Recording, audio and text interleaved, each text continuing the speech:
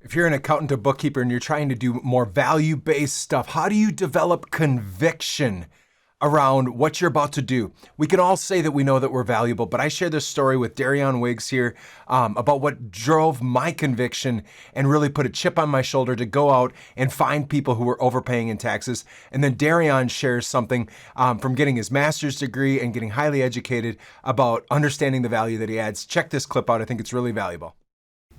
People deserve this.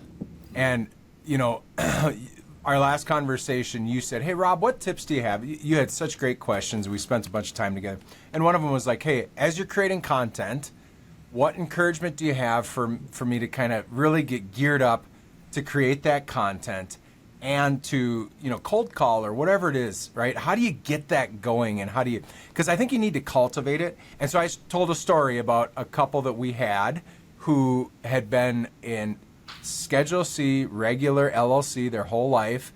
They were baby boomer age. They had a very big construction company, and they had had an accountant very early on in their careers that came in and made their life easy.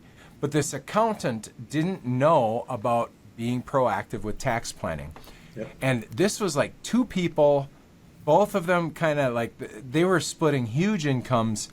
And when we did the math, they were overpaying in taxes to the tune of like between 15 and 40,000 a year, depending on how we wanted to like talk about it. And this is legit between the S-Corp, the retirement plans, and some of this other stuff. And when I took a step back and I realized to overpay $20,000 a year in Medicare and Medicaid taxes, and then probably another 5 or 6 just in retirement plan because they never used the right retirement plan, a year. Yeah. If they would have pumped that into an S&P 500 index fund at 8 to 12%, they would be multi-millionaires just in the tax savings that we would have had. And that moment when we got those clients is when I felt to my bones, I'm like, these people get cheated unless they have a Darion in their life.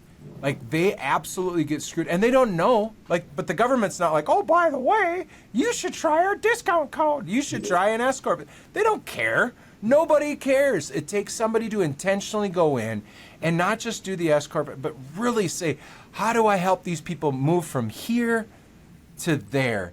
And so when you get that conviction that, like, look, if I don't do this, my communities get screwed.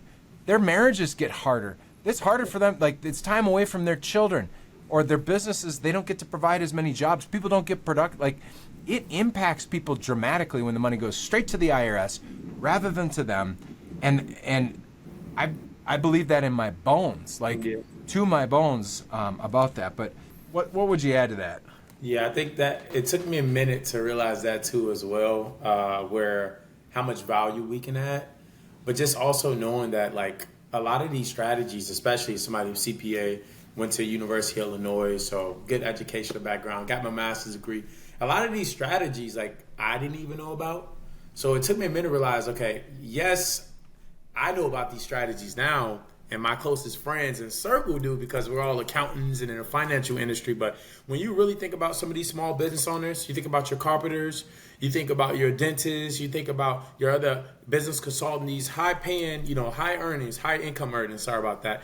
They don't, one, have the expertise in our field that they need to really scale and grow their business. They can learn it, but then they start to realize it's just costing them a lot of time. So it took me a minute to realize, one, the value that I can add, and two, that it's my responsibility to also, teach other people around it. Because I always say the biggest tax we pay is the tax of not knowing. So I didn't know these strategies right away. I had to stop assuming that since now that I know them, everybody else know them, right? So it's just part of the process to just kind of realizing, the value that we can add from that perspective. But you're 100% right. Like it's so many strategies out there, so many ways we can help. And a lot of these strategies don't even be as complex, but we will never know unless we get our hands on the tax returns and really sit down with some of these business owners and also educate them about the endless opportunities that they can have. But that comes through proactive tax planning. And I'm learning too, and part of my content tomorrow is CPA consultation or consulting in general just isn't a norm either for business owners. We're so used to pulling up during tax prep season, January, February, March, April, giving our accountants our information, and then we tell you how much you owe, right? Traditionally speaking, that's how it is. So now that I'm doing consultation calls and I'm speaking with business owners who are 20, 30 years older than me, I am very shocked. I'm used to it now to hear, hey, nobody has ever told me this.